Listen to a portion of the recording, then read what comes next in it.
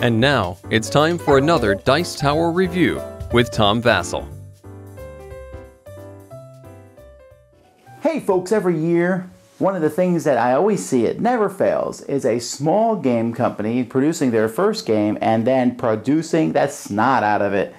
And this game would be Fortunata, the people who made this game has obviously never watched my videos, because I would have said how annoying it is to have these pentagonal boxes. They don't fit on the shelf. They're hard to put anywhere. They're hard for stores to put on the shelves. It's a bad idea in general. Yeah, it makes your game stand out, but I don't know. I don't think that's that great of a deal. But anyhow, the pieces inside are amazing. They're little crystal balls that fit on these really colorful plastic rings that go on a plexiglass board, and the whole thing is stunning. And if you're playing it, people will stop and look at it. Does a stunning looking production equal a good game? Here we go.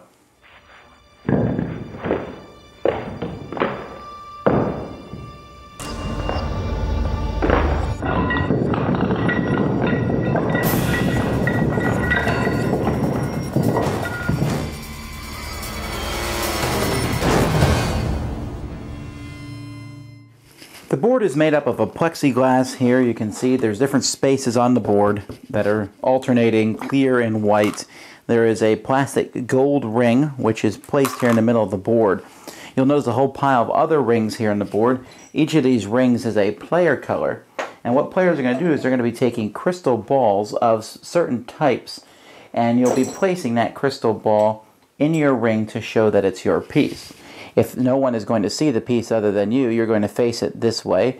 If it's revealed, you just turn it up like this, and you'll have these pieces on the board. Players are going to get these pieces by drafting cards, or by drawing cards. So you can see here, for example, here's the different pieces that are in the game.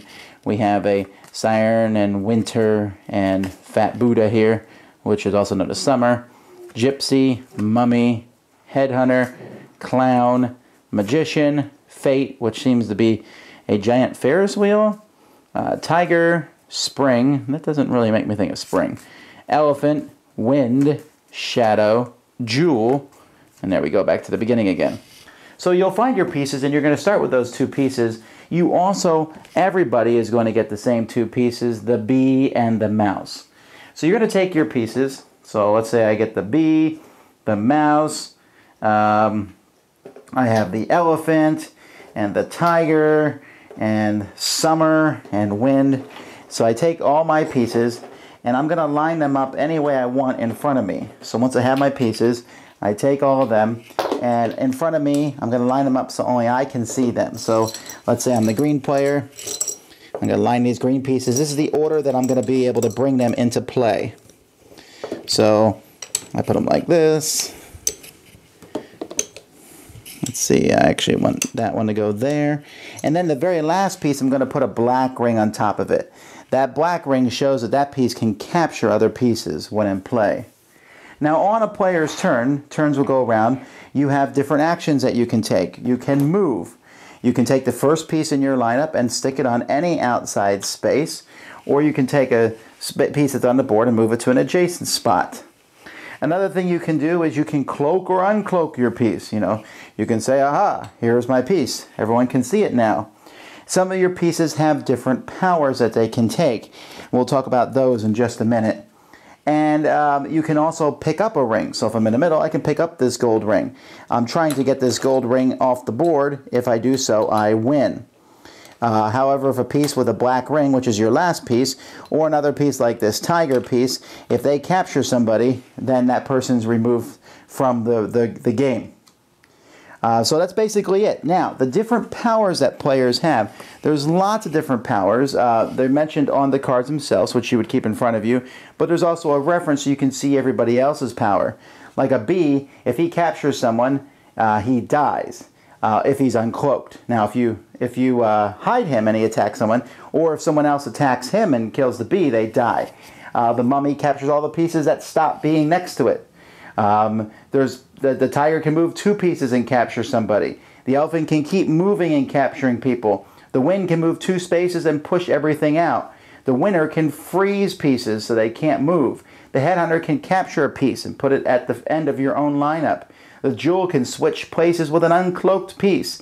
So there's different things that can happen here in the game. So you'll be moving your pieces around, attacking. Eventually someone's going to get that gold ring and get off the board, and that person wins. You can play with 2, 3, or 4 players. The only difference is it's going to be a lot more crowded. There's only a certain number of pieces that can be in one spot. And also with 4 players, it's really hard to keep your pieces hidden. You have to really make sure the person next to you doesn't accidentally see what your pieces are when they're cloaked. With 2, it's pretty easy. 3, harder. 4, nigh impossible. The first thing I have to say here is that the theme to me, I was going to say borders on creepy, but I think it is creepy. It has the whole pentagram and magic balls and this whole occultic feel to it, and that's really even more so brought out in the flavor of the pictures on these cards, which I believe these are close to tarot size. But the pictures, they're whimsical, but at the same time eerie and frightening. This is like a spooky little game. It feels like the game that you would find, you're like in a shop somewhere and oh, there's that game, and then you buy it and go home and play it, and then bad things happen to you. I've seen this in a movie. That's the kind of game that this feels like thematically. Not to mention the theme doesn't really do anything for the game, and you're playing on a pentagram board. What are you doing when we play the pieces? At the end, does the loser get sucked into the board? Okay, I digress. Like I said, the quality of the stuff is very good. The gameplay itself is not horrible. I'm not trying to the faint praise and all that. It's interesting, but there's a couple things. First of all, like I said, in a 4-player game, first of all, it's really chaotic and crazy and stuff, and I don't think you should play 4-player at all, but especially since you can barely see. I mean, it's hard not to see other people's pieces. 3-player, a little bit better. This is a 2-player game, right? And so you have these pieces, but the thing is, you really need to have this reference card memorized. You need to know when they put a piece out, every piece that could possibly be, because how's that piece going to move? And so there's that kind of learning the game, steep curve to it. Now, once you get that down, this could be a really cool little abstract game.